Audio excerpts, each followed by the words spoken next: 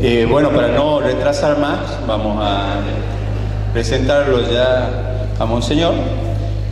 Bueno, muchas gracias por venir a todos. En un esfuerzo grande nuestro y de ustedes, podemos contar hoy día con la presencia de estos dos sacerdotes que tanto bien nos han hecho. Tenemos hoy día la inmensa gracia de contar con la presencia de dos grandes referentes del catolicismo argentino, cuyas obras trascienden ampliamente los límites de nuestro territorio. Grandes difusores de la ortodoxia católica, fueron y son ejemplos de la radicalidad de la prédica evangélica en un mundo donde, como señalaba su santidad Benedicto XVI al comienzo de su pontificado, prima la dictadura del relativismo. Vamos a abreviar el currículum de Monseñor, que me va a pedir que sea breve. Monseñor Dr. Juan Claudio Sanaguja se ordenó sacerdote de Madrid en 1972, pertenece a la prelatura del Opus Dei, doctor en Teología de la Universidad de Navarra, profesor de Teología Moral Fundamental y Teología Moral de Sacramentos, Studium Generale de la prelatura Opus Dei Argentina. Se dedica desde 1980 a cuestiones relacionadas con la vida y la familia. En 2011, su santidad Benedicto XVI le concedió el título de capellán de su santidad, incorporándolo de esta manera a la familia pontificia. Es profesor de Doctrina Social de la Iglesia en la maestría en Ética Social del Centro de Investigaciones de Ética Social, Fundación Aletheia, Buenos Aires. Profesor de Bioética e Historia de la Iglesia.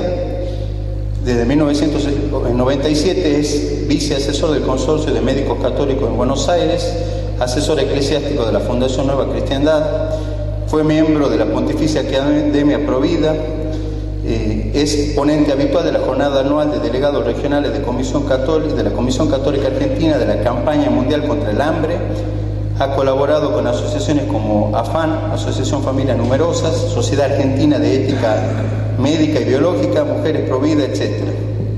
Es editor desde 1988 del boletín Noticias Globales sobre temas que se relacionan con la defensa y promoción de la vida humana desde el 98. Creó en el 2001 el boletín Noti Vida, dedicado a las noticias sobre vida y familia argentina. Es conferencista y escritor, y bueno, no vamos a mencionar los libros por pedido de Monseñor.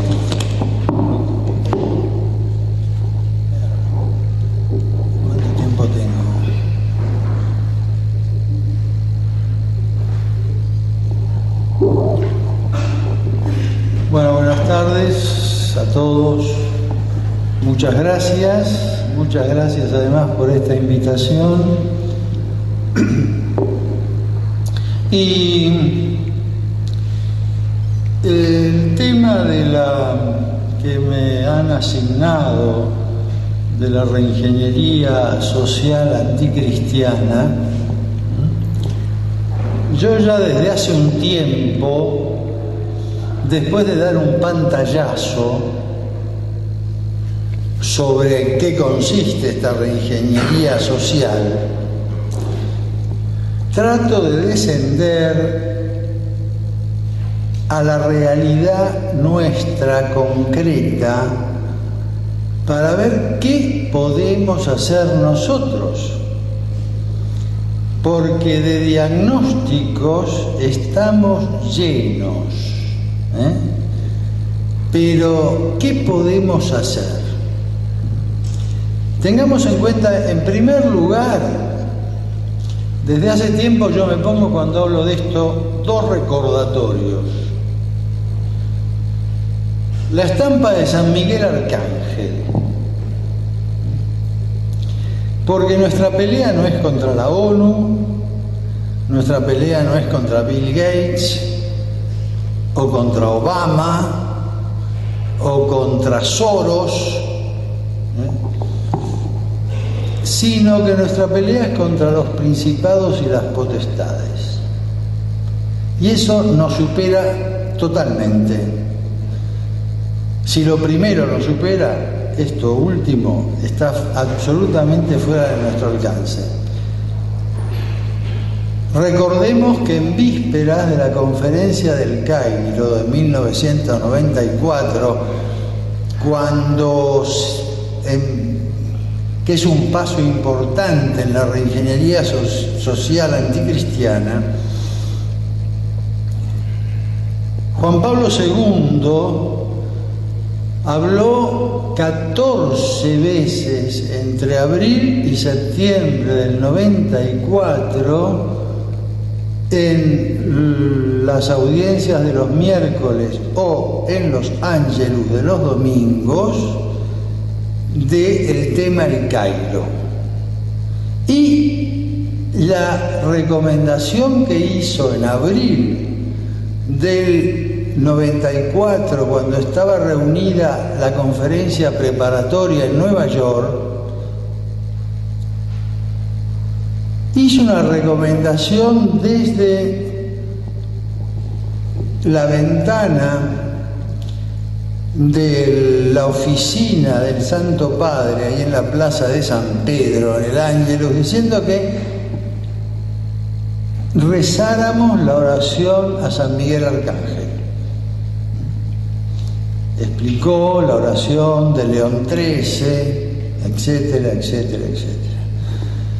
Bueno, cada vez, a medida que pasa el tiempo, es más clara la necesidad de acudir a San Miguel Arcángel, porque ya les digo, no estamos peleando contra Soros, Bill Gates, la ONU o lo que sea, sino estamos peleando contra los principados y las potestades.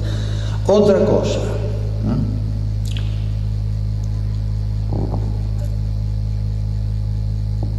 que me pongo aquí siempre de recordatorio, una estampa para la devoción privada de Jérôme Lejeune, médico francés, descubridor del origen del síndrome de Down. A los 33 años tenía asegurado el premio Nobel y lo pierde por oponerse al aborto de los chicos Down. Y ahí comienza una vida que dura hasta los 60 y tantos años, porque muere joven, una vida de contradicciones, porque lo dejan sin subsidios para su laboratorio, para sus investigaciones, se tiene que salir a ganar el dinero necesario para mantener a su familia y sacar adelante sus investigaciones, salir a dar conferencias en el extranjero. Y su viuda, en la testimonial para el proceso de beatificación, que gracias a Dios ya está en Roma, superó la etapa diocesana en París, su viuda dice: pero bueno, todas esas dificultades de afuera, creadas por su negativa a aceptar el aborto de los chicos Down, fueron nada en comparación a las dificultades que le creó, lo dice así la viuda, no me lo invento yo, la Conferencia Episcopal Francesa. De modo que hasta lo echaron de la Asociación de Médicos Católicos Franceses.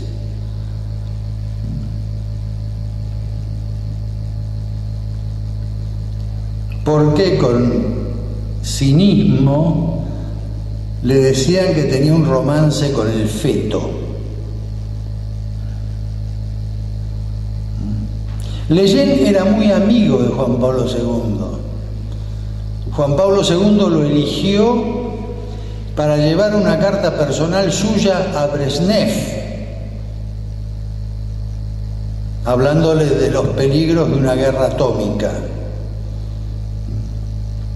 Lejeune, ante las filtraciones que algunas personas hicieron a la prensa diciendo que la Academia de las Ciencias iba a aceptar la píldora en el Cairo,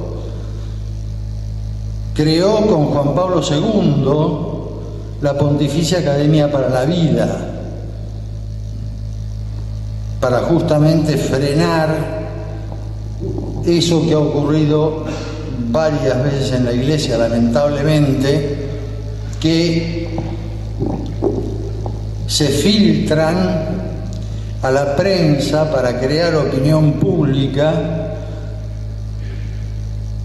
cosas que se discuten entre especialistas que a lo mejor no responden al magisterio de la Iglesia, pero entre especialistas se discuten en una reunión. Pensemos que en la Academia para las Ciencias, la Academia para las Ciencias no está solo compuesta de católicos. Pero Lejeune nunca levantó el teléfono y le dijo: Santidad, me han sacado los subsidios, ¿por qué no pega un telefonazo a la Fiat para que me subsidie?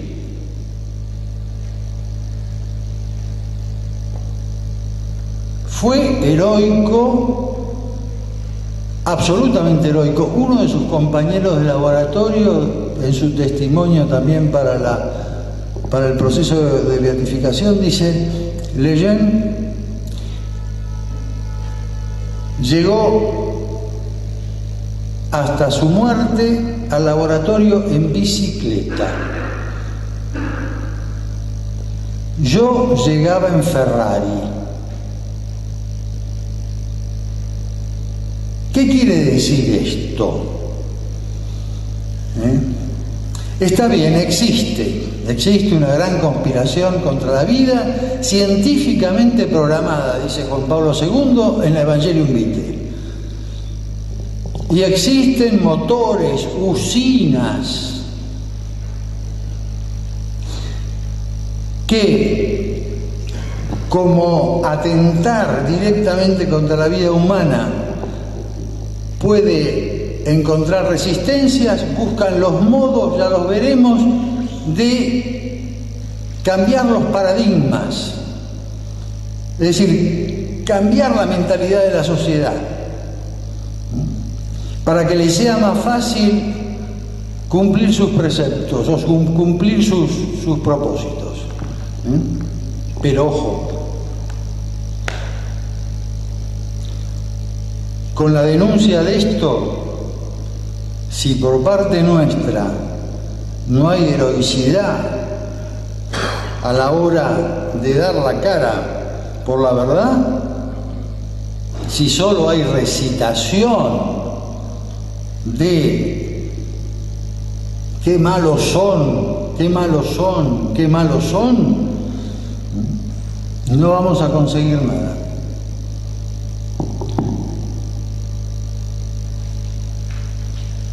Hablé de cambiar los paradigmas. Bueno, desde hace mucho tiempo, sobre todo la Organización de Naciones Unidas y las organizaciones paralelas, lo dicen ellas, lo dice las Naciones Unidas, en los documentos del Cairo sobre todo, hace falta hacer una reingeniería social. Cuando vamos a ver en qué consiste esta reingeniería social, nos damos cuenta que va contra las cosas más elementales de la ley natural y por lo tanto las cosas más elementales de la doctrina católica, de la fe católica. Pasen, siéntense, acá hay lugar, no tengan vergüenza de estar en primera fila. No sé por qué la primera fila siempre espanta a la gente.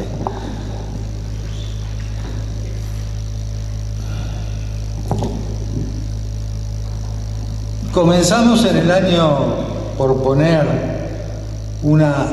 por empezar por alguna de las puntas, en el año 92, el nuevo paradigma de la salud. El nuevo paradigma de la salud al que se comprometen a adherir todas las naciones miembros de la Organización Mundial de la Salud. ¿Qué viene a decir? Bueno, como hay que aplicar el principio de costo-beneficio a la salud, porque hay personas en las que en las que no vale la pena gastar. Tenemos que dedicar los recursos de salud, y ojo, a esto se adhirieron todos los ministerios de salud de todos los países miembros, entre ellos el nuestro. Tenemos que dedicar los recursos que hay de salud para salud, que son limitados,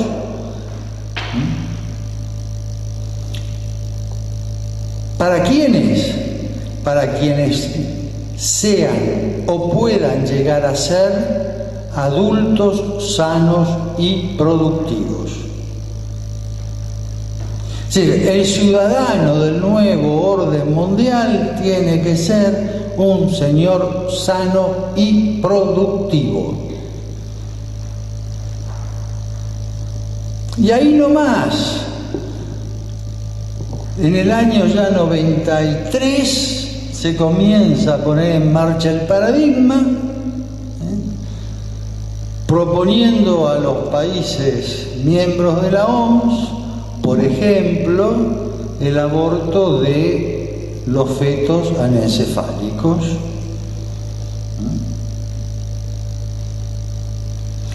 Pero no solo eso. Cuando presenta el nuevo paradigma, el director general de la OMS lo dice claramente: no vale la pena gastar en vacunas en una población infantil que va a morir a los 3 años de poliomielitis. O al revés, no vale la pena gastar en vacunas contra la poliomielitis en una población infantil que va a morir de malaria a los 3 años.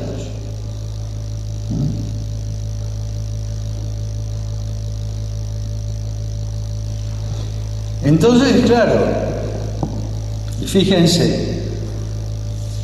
fíjense ahora lo que está pasando en África. Se está llevando a cabo un programa que comenzó en el año 2000 y que termina en el 2020, de invertir $40.000 millones en África en planificación familiar. Planificación familiar quiere decir aborto encubierto. Aborto encubierto por píldoras, aborto encubierto. Entonces, hace 2 meses, los laboratorios Novodirsk, el laboratorio Sierle y algún otro laboratorio de primer nivel mundial han firmado un contrato con los señores que llevan este programa, que no son nada menos que Bill Gates y la Fundación Bill Clinton. ¿Para qué? Para producir millones de implantes subcutáneos.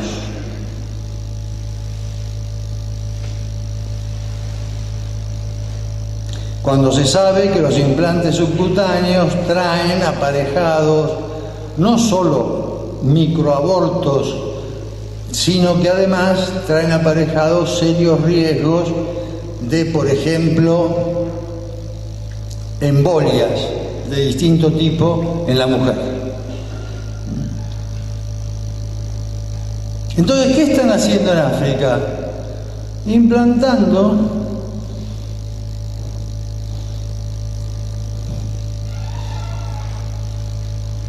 estas capsulitas subcutáneas a millones de mujeres y largándolas a la selva, porque ¿qué seguimiento médico hay ahí? Se mueren de una embolia cerebral, se les gangrena una pierna por un trombo que les impide la circulación, y bueno, ¿y qué importa? Si nunca podrán ser adultos sanos y productivos, entonces tratémoslos así, y además cuanto antes se mueran mejor.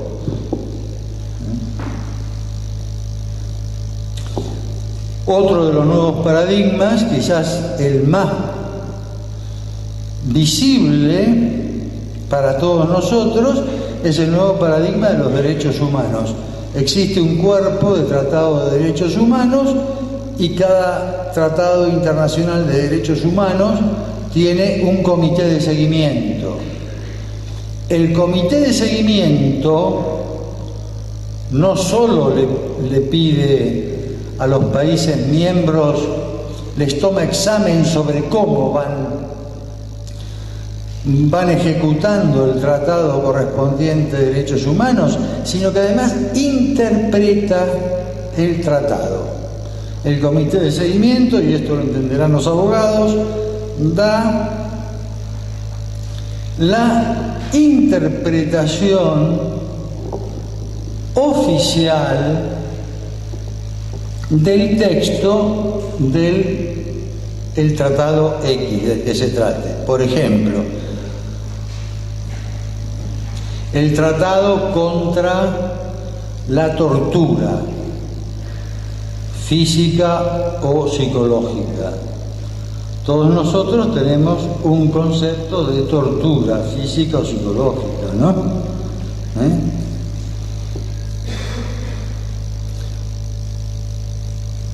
Pero el comité de seguimiento, hace 2 años o 3, interpretó que tortura también son las leyes, los reglamentos, los prejuicios sociales y religiosos que le impiden a la mujer abortar.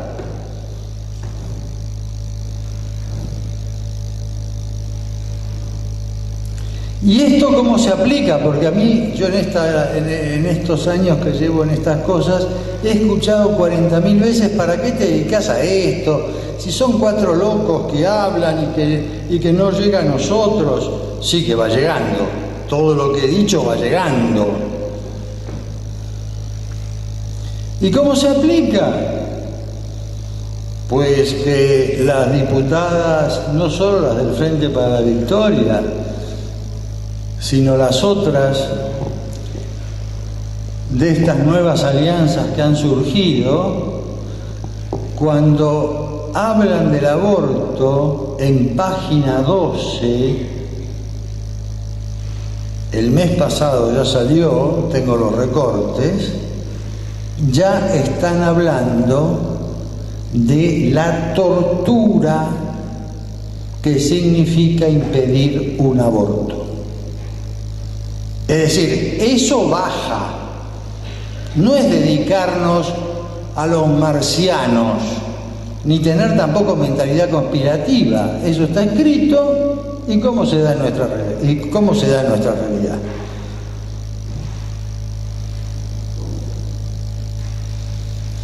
Entonces, el nuevo paradigma de los derechos humanos.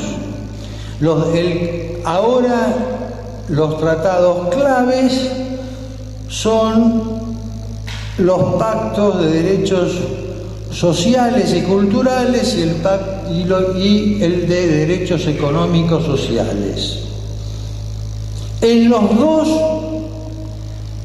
el comité de seguimiento respectivo ha interpretado como derecho social y cultural y como derecho económico, social también, han interpretado que está incluido el reconocimiento social y jurídico de la homosexualidad. Casamiento gay, por supuesto, adopciones, etcétera, etcétera, etcétera. Y ahí sale el nuevo paradigma de familia que se está gestando desde antes de la conferencia del Cairo. Alguna gente dice: no, es que en Beijing, en la conferencia sobre la mujer de Beijing del año 95, surgió el tema género. No.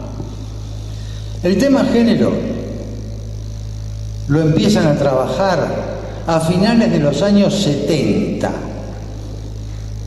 En el año 93, 2 años antes de la Conferencia sobre la Mujer de Beijing, la Organización Mundial de la Salud define la perspectiva de género como la convicción que tiene un individuo de pertenecer a uno u otro sexo con independencia de sus características físicas.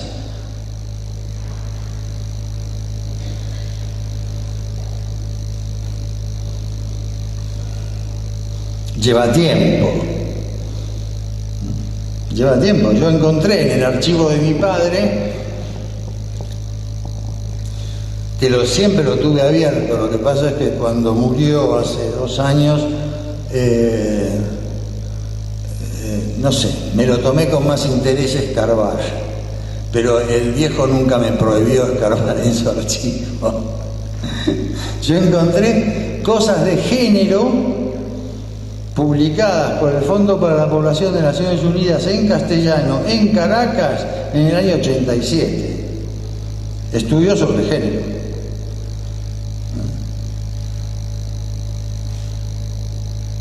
Claro, lo que nadie dice es que Sulamita Firestone, que es una de las popes del género, en este momento no se sabe si vive o no.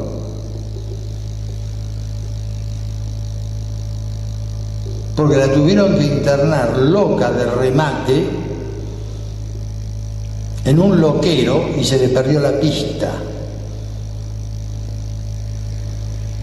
Nadie dice que Simone de Beauvoir, a la que nombró Benedicto XVI al hablar del género a fin del año pasado, tuvo varios juicios por perversión de menores, por pedofilia, porque se dedicaba a las niñas. Eso nadie lo dice. Es políticamente incorrecto decirlo. Como es políticamente incorrecto decir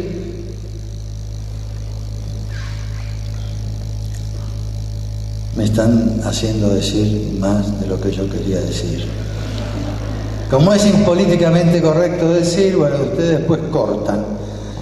Que cuando saltó todo el escándalo de la pedofilia en la Iglesia Católica, que evidentemente existe, es un problema que existe, lamentable, con que haya habido un solo caso es lamentable,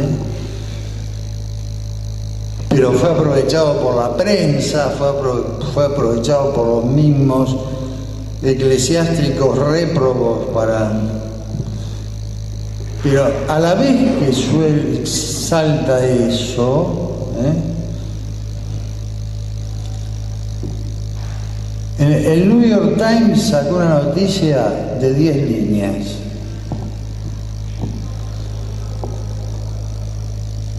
«15 rabinos y sus ayudantes de la comunidad ortodoxa judía de Nueva York encausados y presos por pedófilos», es decir, más de 30 servidores de la sinagoga, de un saque. Claro, eso es políticamente incorrecto decirlo. Pero bueno, vamos a seguir con los nuevos paradigmas. Nuevo paradigma de familia. Entonces, claro, el tema género, ¿a qué lleva?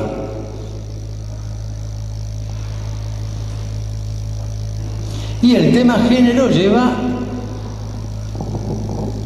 a estas aberraciones que estamos viendo, que, como decía Corrachino, van a llamar matrimonio a la unión de Rintintín con la mona Chita, decía nuestro egregio cardenal Corrachín. Y al paso que vamos, sí, tenemos en las páginas, no sé si lo habrán visto, en primera página estos días, no sé qué es, un filipino, un oriental, alguien que se quiere casar con su cabra. Y como no encuentra ministro religioso que lo case, lo va a casar un brujo que se dedica al culto al diablo, un brujo satanista. Bueno, bien. Entonces, los nuevos paradigmas.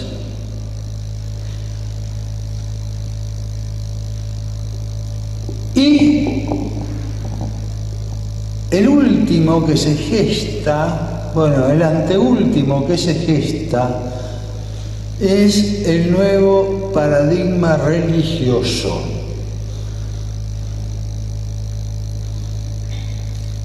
En los primeros programas de esterilización en Brasil, a finales de los años 50, intervinieron los pastores presbiterianos que estaban misionando en el Amazonas y en Goiás. El primer teléfono de aborto donde las mujeres recibían consejo sobre cómo y dónde abortar, lo montaron un grupo de pastores protestantes y rabinos en Nueva York en el año 68, 5 años antes de la sentencia de la Corte Suprema norteamericana que legalizó para todo el país el aborto. Siempre ha habido por parte de los organismos internacionales que quieren imponer esta reingeniería social el interés, la búsqueda, la captación de ministros religiosos. Siempre, desde el comienzo.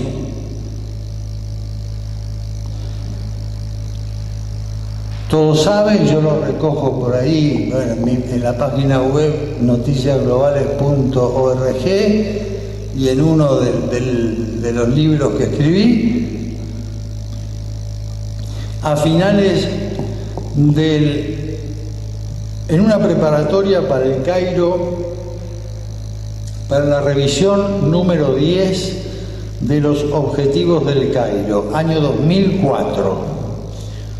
Ahora estamos todos preparando, bueno, están ellos preparando la número 20, Cairo más 20 se llama, para el año que viene. Bueno, La Haya. Reunión en La Haya del Fondo para la Población del gobierno holandés, que es un desastre. El gobierno holandés es una de las usinas de la cultura de la muerte.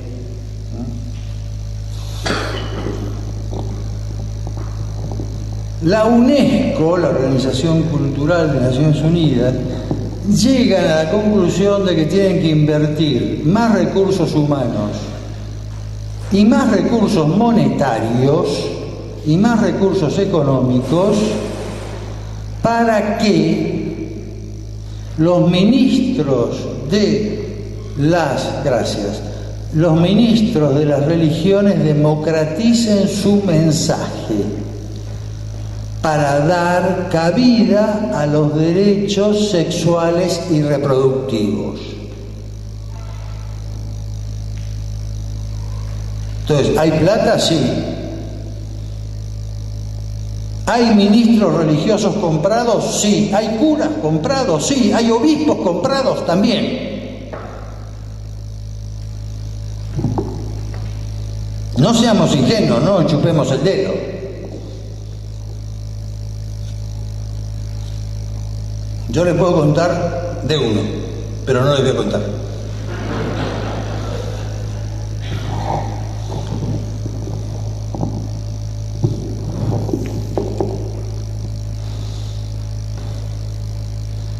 Se lo voy a decir a grandes rasgos.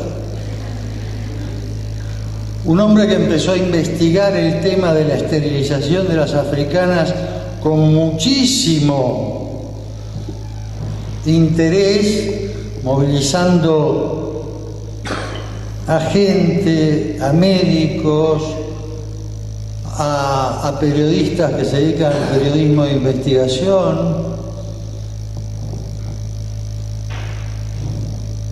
Y al año siguiente levantó la investigación.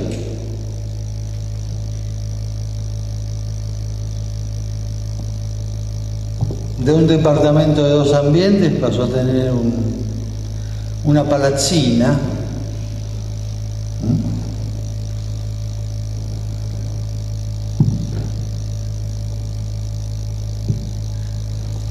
Y otras características más que no voy a relatar para no dar ninguna pista.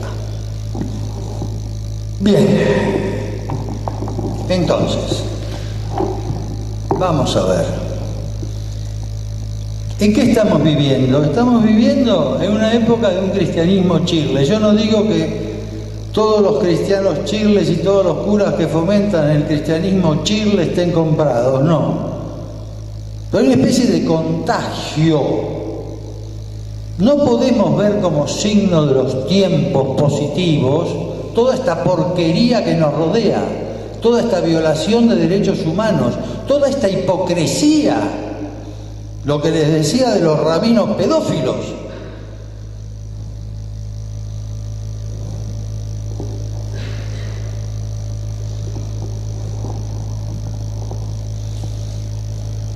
Y al mismo tiempo, frente a eso, a nosotros nos predican un cristianismo sentimental, un cristianismo de un pacifismo que se identifica con la cobardía, un cristianismo que es incapaz de lucha, un cristianismo que no se atreve a la polémica, un cristianismo que no está seguro de la propia verdad, para el cual afirmar la verdad es signo de soberbia, o atreverse a discutir es una falta de caridad. Un cristianismo que confunde la caridad con un sentimentalismo degradado, con un sentimentalismo que nos rebaja. Y esto no está escrito en nuestros días. Esto lo escribió el padre Alberto Ezcurra hace muchos años.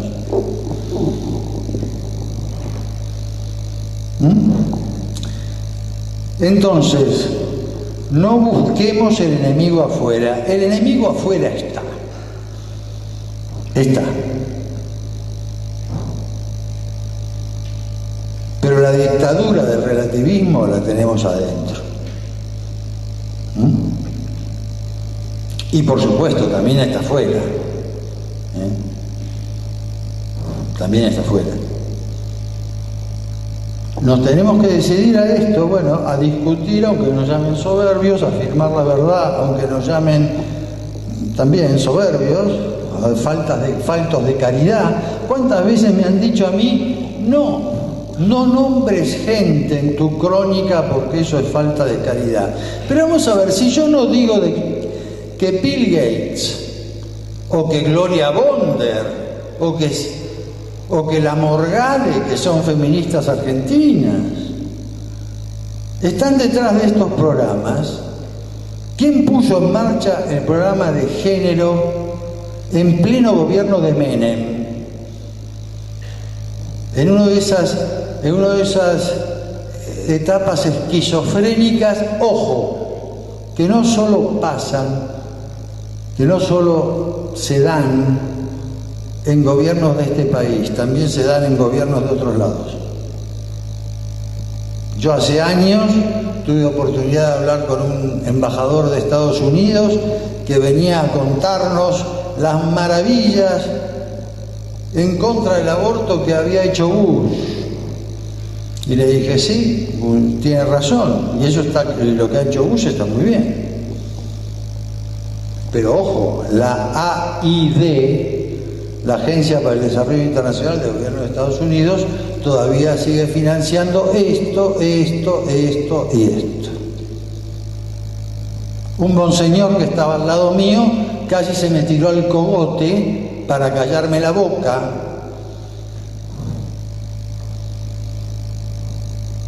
Pero el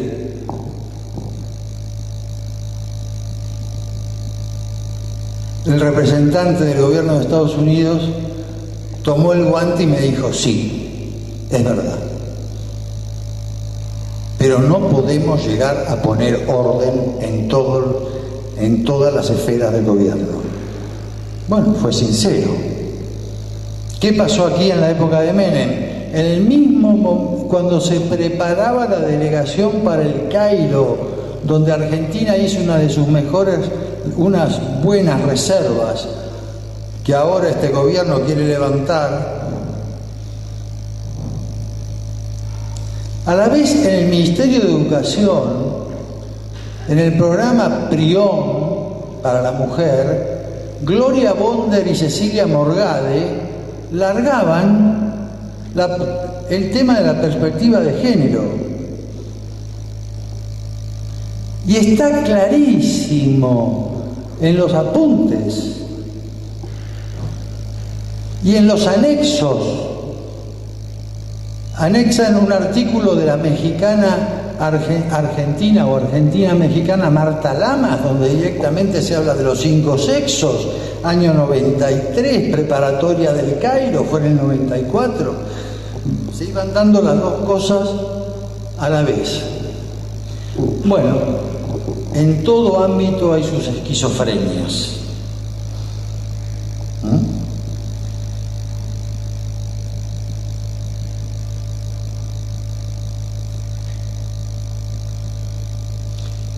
Entonces, los nuevos paradigmas, el nuevo paradigma religioso. El cardenal Biffi, que le predicó unos ejercicios espirituales a Benedicto XVI, comentando el libro de Soloviev, el más conocido, dice que el anticristo será pacifista, ecologista y ecumenista. ¿Por dónde se nos mete el nuevo paradigma religioso?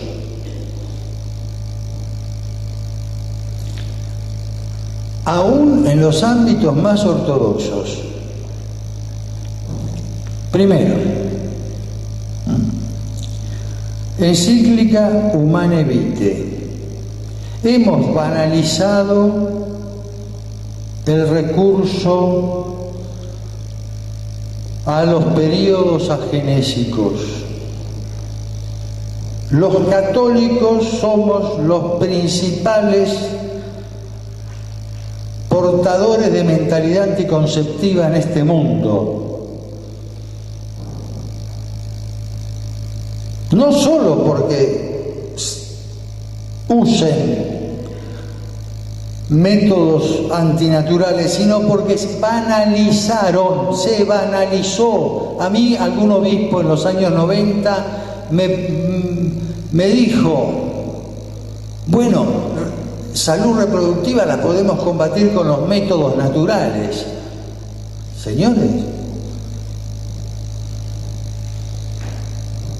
además, eso de llamar métodos naturales son sistemas de diagnóstico para el reconocimiento de la fertilidad que se pueden aplicar para tener una familia numerosa o para espaciar a los hijos.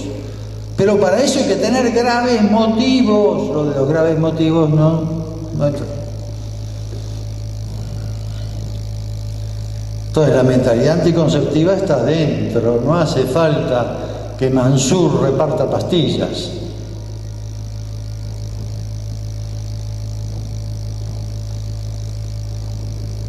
Aunque un amigo mío cura me dice que Mansur es muy católico, puede ser que lo sea, vaya uno a saber. Pero yo me fío por lo que se ve y lo que se publica.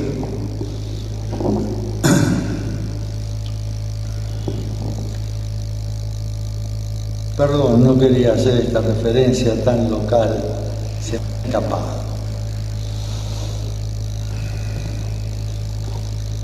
Bueno, entonces no hace falta ir al católico progre que dice yo tomo píldora y comulgo, o a la católica progre, no hace falta eso.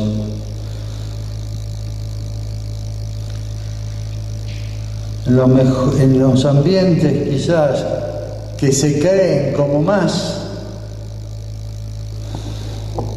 cercanos a la ley de Dios, pues se dan estas cosas, sin mentalidad anticonceptiva, lo dijo Juan Pablo II, usar los métodos naturales con mentalidad anticonceptiva es tan pecado como tomar anticonceptivos artificiales.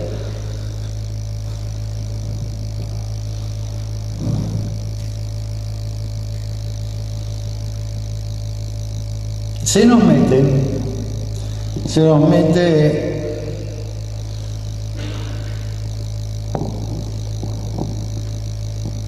después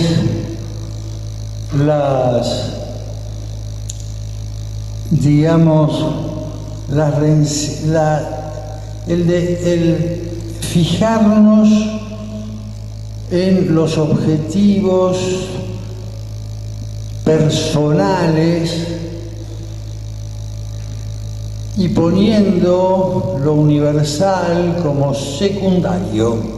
Me explico. En una conferencia sobre la nueva evangelización, siendo Ratzinger todavía, el cardenal Ratzinger, decía que la nueva evangelización va a dar fruto cuando dejemos de preocuparnos por el crecimiento de nuestras propias organizaciones.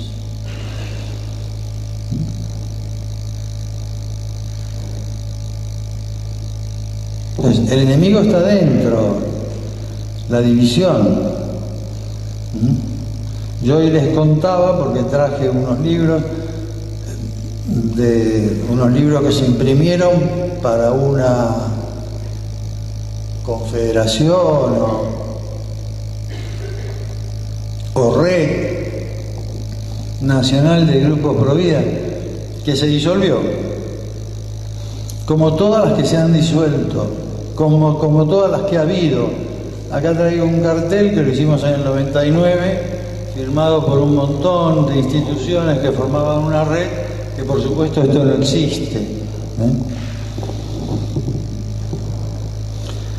Entonces, el crecimiento de nuestras propias instituciones, puesto por encima de la nueva evangelización. Ahí está.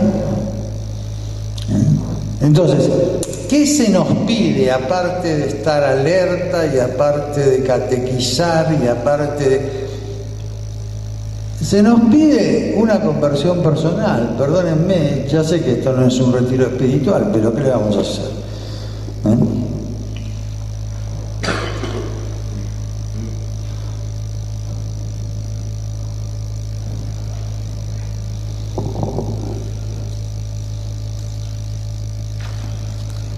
El enemigo adentro, la cobardía de la que leí aquí el párrafo de Ezcurra. Este cartel no tiene nada de sangriento, son los piececitos de un feto de 5 meses, me parece, el típico feto chupándose el dedo, el típico embrión en la bolsa de líquido amniótico, me parece que se llama. Los médicos me corregirán si me equivoco. Esto fue calificado por un obispo, un cura lo puso en su cartelera. Pasó el obispo y le dijo: no, sacalo. Discrimina a la mujer que ha abortado. Pero por favor, entonces los 10 mandamientos discriminan a toda la humanidad. Me tengo que sentir yo discriminado por los 10 mandamientos. Somos todos discriminados porque todos pecamos 7 veces, al menos, ¿no? Como no somos justos, multipliquemos por 3, por 4, por 5. La directora de un colegio católico no confesional, digámoslo así, el colegio católico puesto por una serie de laicos que dan catecismo, que preparan a los chicos para la primera comunión, que hay una misa a principios del año y otra al final, pero bueno, que intenta dar algo de mentalidad católica a sus alumnos. No, es muy fuerte. Es muy fuerte. ¿Por qué optamos?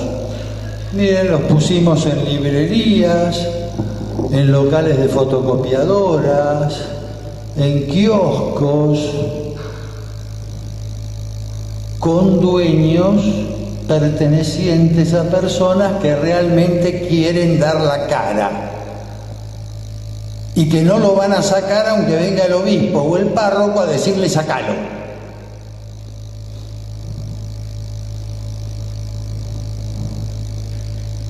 Tenemos derecho como cristianos por el bautismo a hacer un montón de cosas y no tenemos que andar buscando permisos que además, si son honestos, tienen que decirnos: mira, en eso no me corresponde juzgar, haced lo que quieras. Pero como a todos nos gusta mandar, si nos pone la ocasión de patear el penal, damos nuestra opinión. Y hay que tener la honestidad de decir: eso no me corresponde opinar.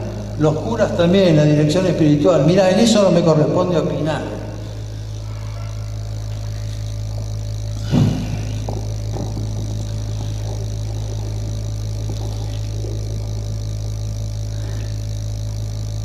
La situación es tan grave que Monseñor Lafitte, vicepresidente del Pontificio Consejo para la Familia, por lo menos hasta ahora, hace unos años, en una intervención sobre la objeción de conciencia, nos dijo que estábamos en una situación similar a la de la Constitución Civil del Clero. En la Revolución Francesa, el padre Sáenz sabe mucho de esto. Cuando los curas los curas que no querían ser mártires, que querían conservar sus fortunas o que no se querían ir al exilio, juraron una constitución que ponía, digámoslo rápidamente, al Estado por encima de Roma. Chao. Y en un prólogo que hace Ratzinger a un libro escrito por Michel Escollas, que se llama La ONU y el nuevo desorden mundial, me parece, o es el anterior, lo dice claramente. Estamos en un tiempo, mejor dicho, lo dice Escollas, lo avala Ratzinger con su prólogo, estamos en un tiempo similar al de la herejía arriana. Occidente se acostó, se durmió cristiano y se despertó pagano, se despertó arriano. Quedó el Papa y unos cuantos obispos y todos los demás pasados a la herejía.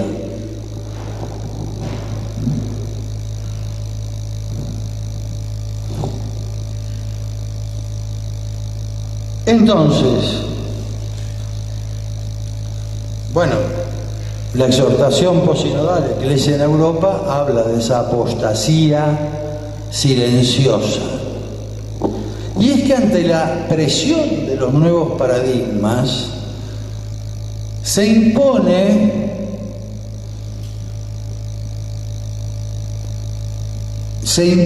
por parte nuestra, aunque seamos absolutamente inválidos y miserables, se imponen, ya nos dará la gracia Dios nuestro Señor, se imponen posturas duras. Y resistir. Lo peor que se puede hacer es entrar en diálogo, ser pacifista.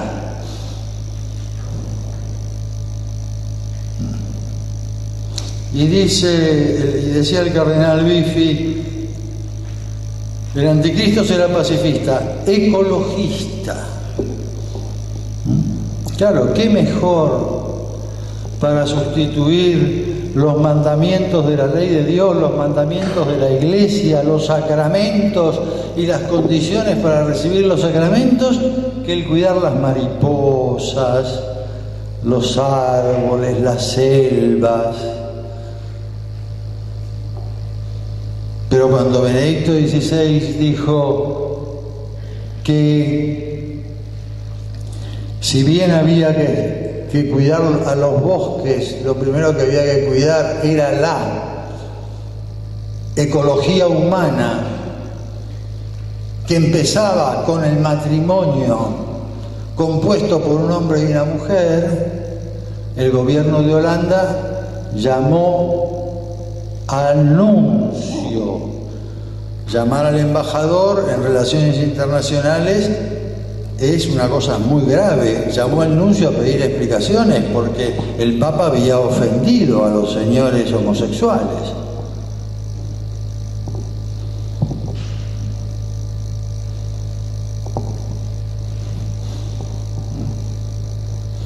Ecologistas. Y junto con ecologistas, pacifistas. No hablar. Bueno, miren, el otro día estábamos en una reunión considerando la enésima denuncia al INADI que le habían hecho a uno de los que estábamos ahí, y llegábamos a la conclusión de que ahora, para ser un buen católico, hace falta tener una denuncia del INADI. Si no, quiere decir que uno es un cobarde. Mostrame tu denuncia ante el INADI o andate, no me servís. No servís para este ejército. Y sí. Y sí. Por ahí me la hacen a mí hoy acá, algunos, qué sé yo. Acuérdense de lo que dice Castellani en su novela apocalíptica Su Majestad Dulcinea. Cuando pinta la iglesia infiel, la iglesia aliada con el poder, servil al poder del anticristo. Los jerarcas corruptos,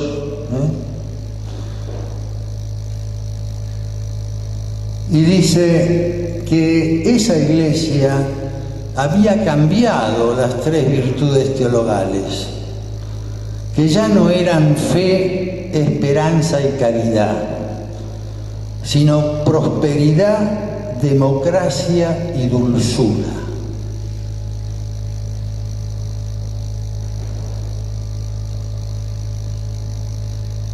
Acuérdense de esto, que puede ser muy iluminador.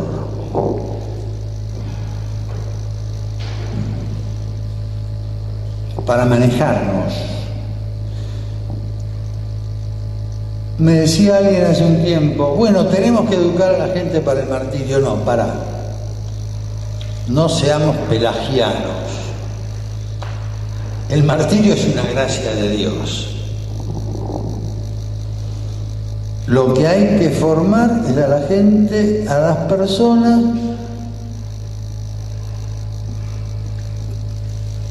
con la buena doctrina y que ellos luchen por tener la gracia de que esa buena doctrina se transforme en firmes convicciones.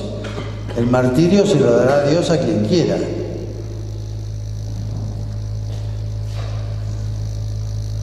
otro lado, no hace falta que le corten la cabeza a uno para ser mártir o estar en Homs.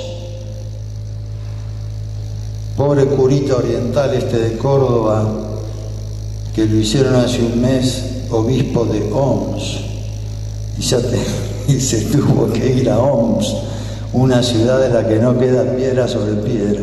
Pobre hombre, rezo por él todos los días, porque alguna vez nos encontramos.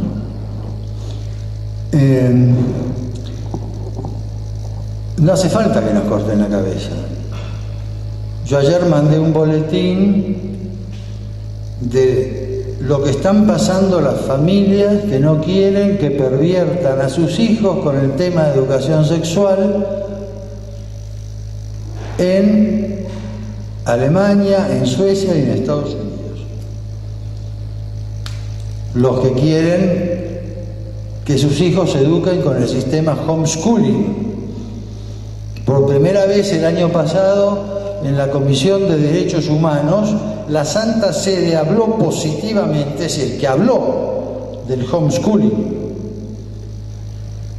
Mandé un boletín de mi boletín Noticias Globales por internet.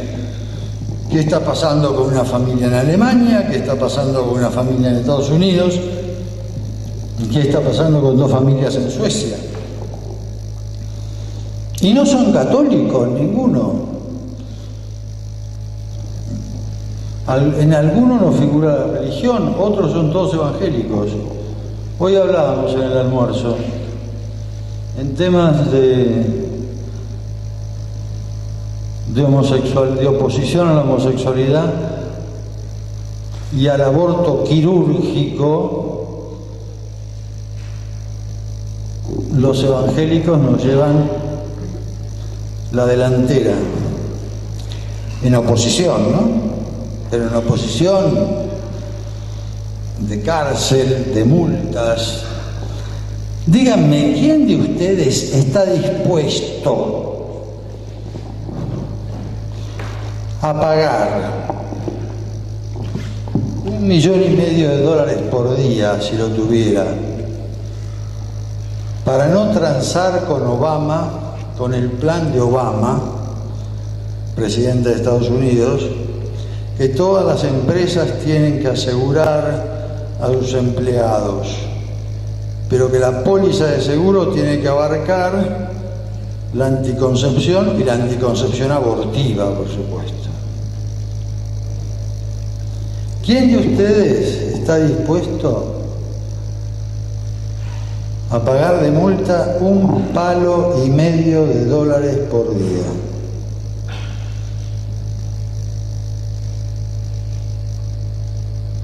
Pues en Estados Unidos hay uno, Hobby Lobby, una empresa de juguetes, de juguetería.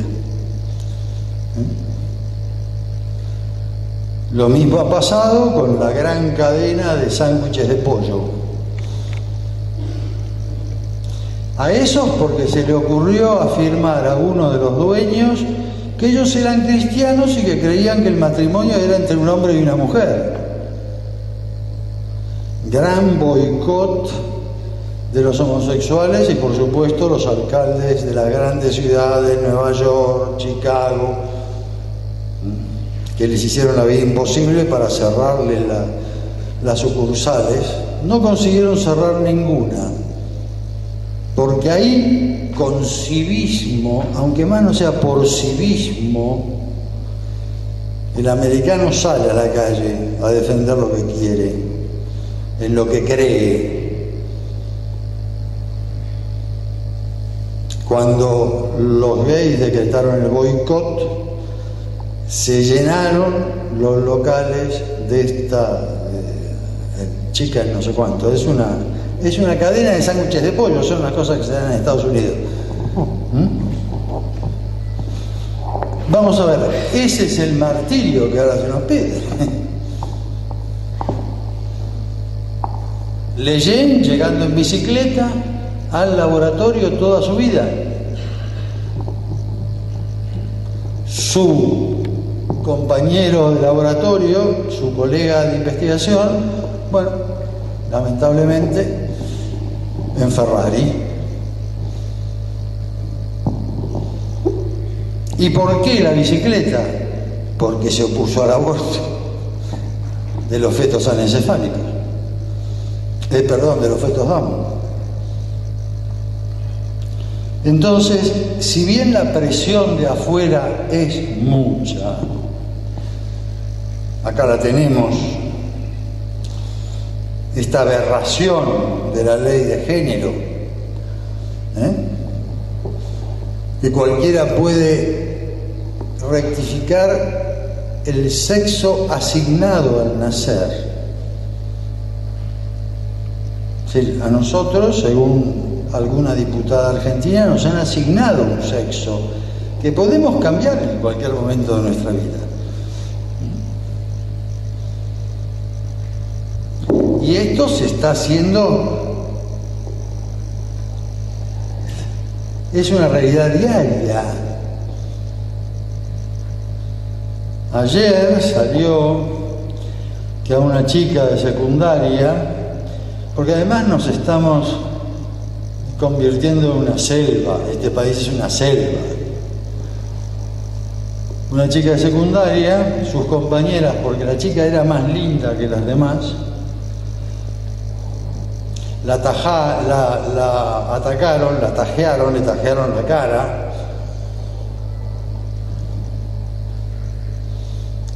Bueno, por radio a la mañana, mientras terminaba de ordenar mi cuarto, oí lo siguiente: la directora de la escuela, ¿quién es? Y bueno, es una señora que se hace llamar Karina no sé cuánto. Entonces el periodista que estaba en los estudios de la radio decía: ¿cómo se hace llamar? Sí, porque es un traba. Es un travesti. Vamos a ver. Entonces, esto, aparte de la ley de la jungla que implica que los chicos se ataquen entre sí y todo esto de tener trabas de directores de colegio, en Estados Unidos más de un obispo ha tenido juicios por ejemplo, no permitir que un homosexual activo conocido en su parroquia haga las lecturas. Juicio. Pero es mucha plata. Y bueno, mirá, es parte del martirio silencioso.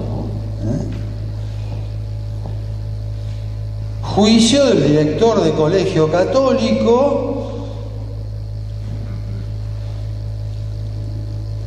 que se aprueba la ley de unión civil, no de matrimonio, el paso previo, unión civil, director de colegio católico durante X años, sale del closet y se une civilmente a su compañero. Y no lo pueden echar por las leyes de protección a la orientación sexual. Bueno, juicio, perdemos plata, cerramos el colegio. No nos hacen falta colegios, son necesarios, pero no imprescindibles.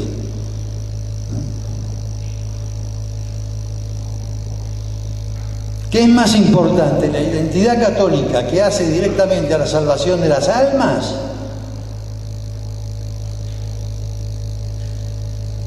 ¿O tener estructuras llenas de virus y podredumbre?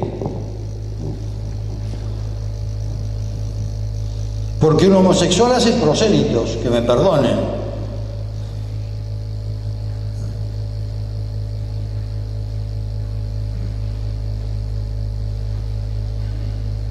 Entonces, esto es en lo que estamos. Yo iba a decir esto es lo que se nos avecina. No, en lo que estamos. Estamos decididos a defender públicamente los valores no negociables que Benedicto XVI fijó. Son los elementos más básicos de la ley natural. La vida humana, desde la concepción a la muerte natural, el matrimonio entre un hombre y una mujer y el derecho de los padres a la educación de los hijos. ¿No estamos dispuestos a defender eso? Bajemos la cortina. Rifémonos. No.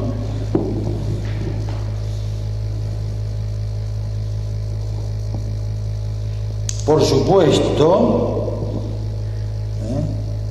que nos llevará aparejadas muchos dolores de cabeza, pero para eso está la gracia de Dios y la compañía de otros, que a veces falla, pero la compañía de otros que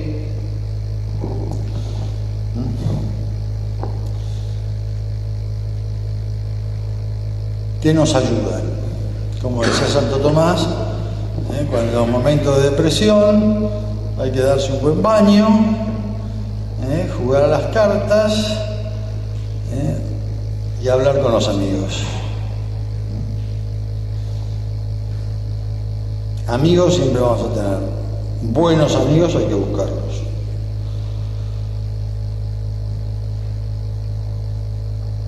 Yo creo que de los nuevos paradigmas, el paradigma que más peligroso de todos es uno de los el que no hablé, el que espero hablar ahora en 5 minutos, el paradigma de la nueva ciudadanía.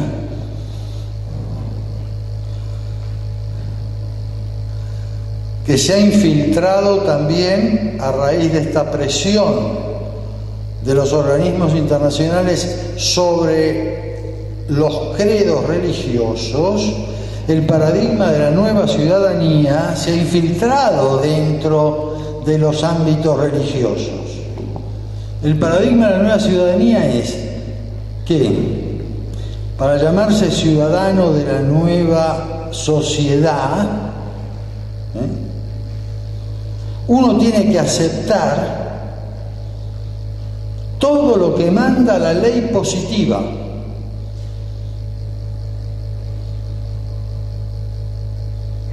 Y dejar para su casa o para un rinconcito, como los orientales, el rincón de los antepasados, donde están todos los Budas, las convicciones personales.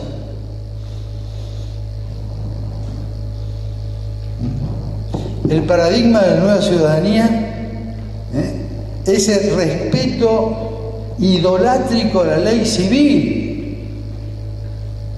Pues yo me lo encontraba en ambientes eclesiásticos. Bueno, es la ley. Y si la ley te manda cortarte la cabeza, ¿que te la vas a cortar? El paradigma de la nueva ciudadanía es el aceptar todas las aberraciones que nos plantea el nuevo orden mundial, aceptarlas y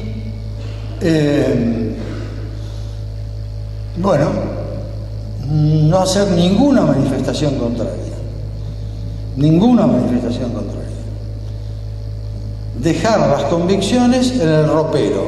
Ahora, los homosexuales salen del closet, nosotros tenemos que meter nuestras convicciones en el ropero. Y eso no puede ser. Hay que dar la cara. Aunque nos cueste un poco a veces, algún disgusto, pero bueno, todo se supera con la gracia de Dios. Acuérdense de lo que les decía al principio, lo de la oración a San Miguel, ¿no? A mí un obispo que me parece ejemplar es un obispo de Illinois, que cuando se aprobó En la Cámara de Diputados del Estado se aprobó el mal llamado matrimonio gay, que no ha pasado el Senado todavía. Restauró la oración a San Miguel después de la misa. Esa es una reacción sobrenatural de un obispo.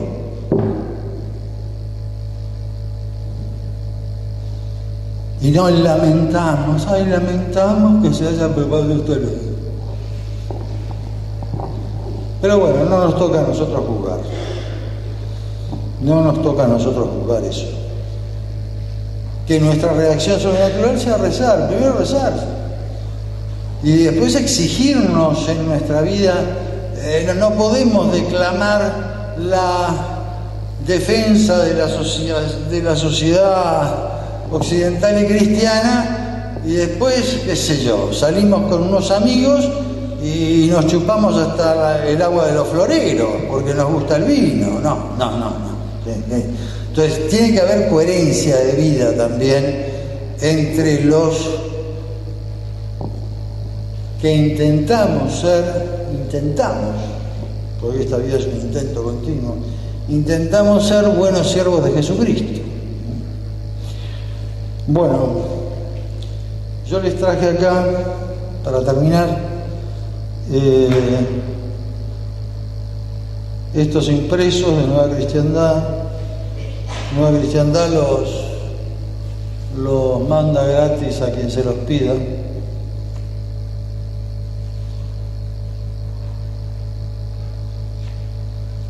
Si uno dice, yo no puedo hacer nada.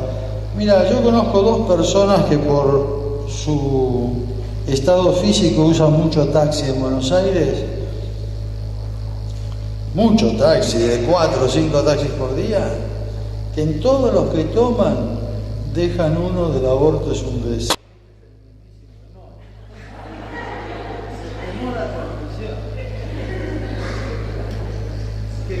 En cada taxi que toman dejan uno de ¿es el aborto un derecho? Bueno, esos señores están haciendo lo que pueden. Son mayores, tienen dificultades para andar, bueno. Pero pidan. No hace falta ir a pedir permiso al párroco para repartir esto, por favor. Basta de permisos absurdos.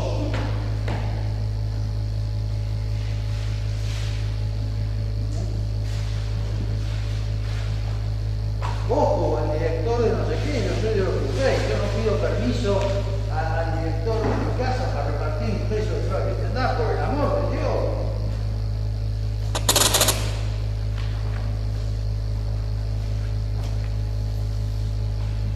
Y si me lo quiere prohibir, no me lo puede prohibir, porque es un derecho natural.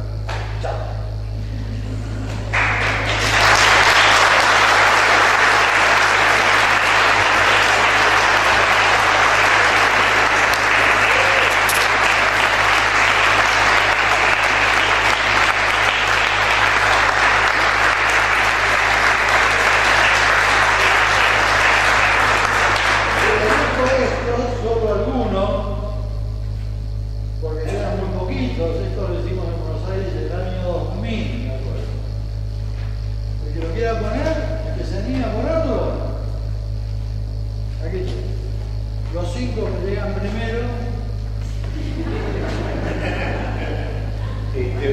Vamos a hacer un receso de 10 minutos para que tomen un café.